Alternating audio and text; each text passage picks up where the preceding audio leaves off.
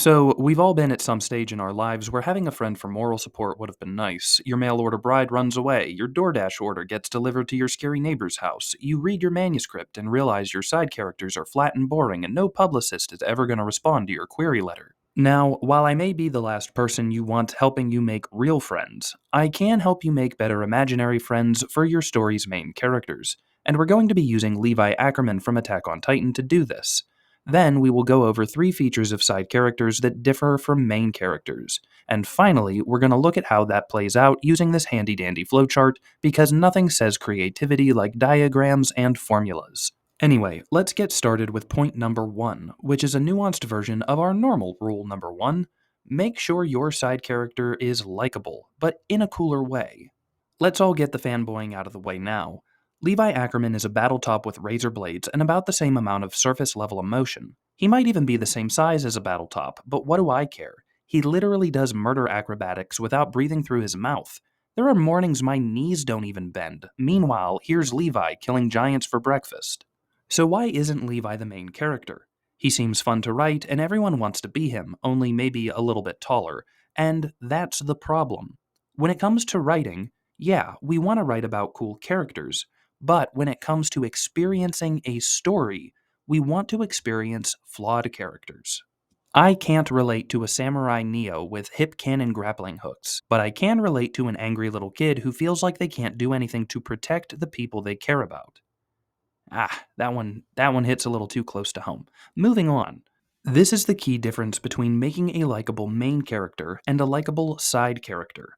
Using Sanderson's sliders, we have 3 ways to make an audience member cheer for a character: their likability, their competence, and their proactivity. Eren is super proactive at story's onset. His mama turns into a Slim Jim, and Eren immediately begins his pursuit of giant genocide. But he's not very good at it, following in his mother's footsteps the first go around, and he's a little rough around the edges.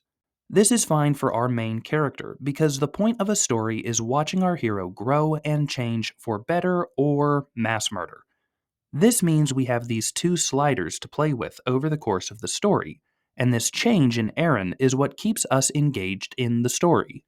When Levi is introduced, we get the impression that he is the only character capable of killing a Titan, and that he's essentially Spider-Man with katanas and a little more facial expression. Not only does he seem competent, but he also has some notable warmth and a clear goal within the Survey Corps. Think of Levi as your customizable player from NCAA with every skill ratcheted up to 100. He is Batman with swords and a doctorate in ass kicking, and that is where we find one of the main functions of side characters, which is that side characters complement our main characters by offering tools our hero would not otherwise have. And I know that Levi's not the kind of guy that would compliment another man, but for the sake of story, his function is partially to open doors which would have otherwise been locked, not only for Eren, but also for Erwin. Whether it's the battle for Trost, the 57th expedition outside the walls, or getting to Eren's basement in Shiganshina, Levi plays a critical role in the sheer action and force of these events. Allow me to nerd this up with some examples we should all know. In Dungeons & Dragons, there is a fighter class. They are the dudes or dudettes the party heavily depends on to unlive stuff. In Star Wars, this is Han Solo.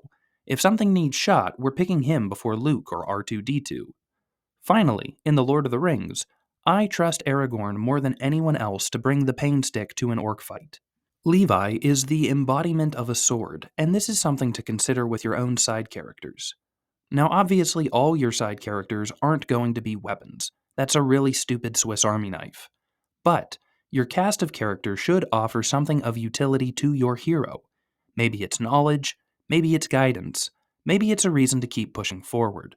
But they offer our hero the chance to go farther than they ever could have gone alone. However, it's not just about how much a hero grows or how far they go. What matters just as much, if not more, is the direction in which they grow. And this brings us to our third point. Supporting characters function to present a theme without sounding preachy. So, when my real-life supporting character states his beliefs, it's usually inappropriately timed at a family event, or it's long-winded during his best man speech. With side characters, the lessons they hope to teach our hero are the same lessons we as authors are trying to convey to our audience. Most people would call this deception, but we're just going to call it good writing. We are disguising our writing voice with the voice of an appropriate character. With Levi, we know he's seen some stuff. His mom died, his uncle is a mafia ninja, his friends got munched, his fiancée got splattered, and most of those events happened before he gives Eren a piece of advice. Make the choice you can live with. His background gives weight to his message, and his background is appropriate for this message. Let me explain. Going back to Levi's childhood, he learns from Kenny that power is necessary for survival, which is just a harsh truth of reality. He grows up, and we see this in the No Regrets episodes. He has accumulated power, and this provides him with some safety and opportunity in the underground. The life lessons from his childhood manifest into his adult character. Later in No Regrets, Levi is then faced with a choice to allow his friends Furlon and Isabel to accompany him beyond the walls, which, spoilers, gets them killed. Based on this lived experience, Levi forms his own philosophy, a philosophy which makes sense and is true to his character. Make the choice that you can live with. This is awesome from a writing and story perspective. From a story perspective, after Levi makes this statement, Eren then makes a choice, a wrong choice, a pivotal choice where he starts to fully assume the burden of his friend's survival at whatever cost. From a writing perspective, this is awesome because Levi's lesson, and in effect the storyteller's lesson, not only reaffirms the theme of freedom and free will, but the advice is presented by the best character suited to give it. Imagine if Levi had said, "Don't worry, Eren, everything always turns out fine if you just keep your chin up." Not only does it go against everything that happens immediately thereafter, but it also goes against a lot of what the show represents. The literal fight for survival, the unending cycle of war, that sometimes life gives you two awful choices and you have to make the one that you can best live with. These are the story's overarching themes, which are presented to the audience through side characters in ways that are subtle and believable. Levi would say something along the lines of, "Make the choice that you can live with." Erwin would say something like, "Dedicate your heart." Hanji would say, "You put your trust in us, and we've lost our trust in you." Side characters aren't mouthpieces for whatever you want them to say. They're instruments with specific sounds. Flutes can't sound like drums. Pianos can't sound like violins. Characters can't spout out whatever you want them to say. No. No.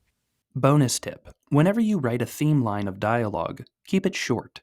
You can pack a lot of weight and emotion into one well-crafted sentence. If you go too long, it might lose its kick. A good exception is Sam's speech from the Two Towers. Go watch that and you'll see why. But in general, less is sharper. It cuts deeper. Anyway, where was I? Oh, right, the flowchart. We're going to put all three of these points together so that you visual learners can get a better grip on it.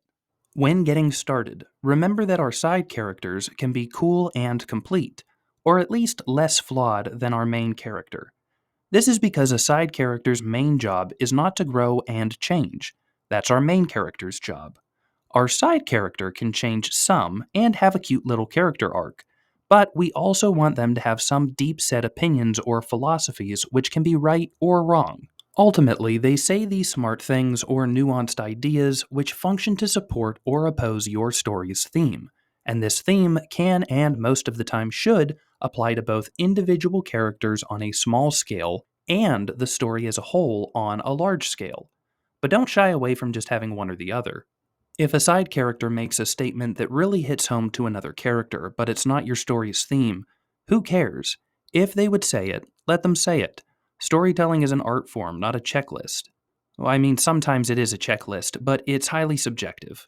Just go and get started writing. If you can't figure out why your side character isn't working, go over the list and see if you're having them do something wonky.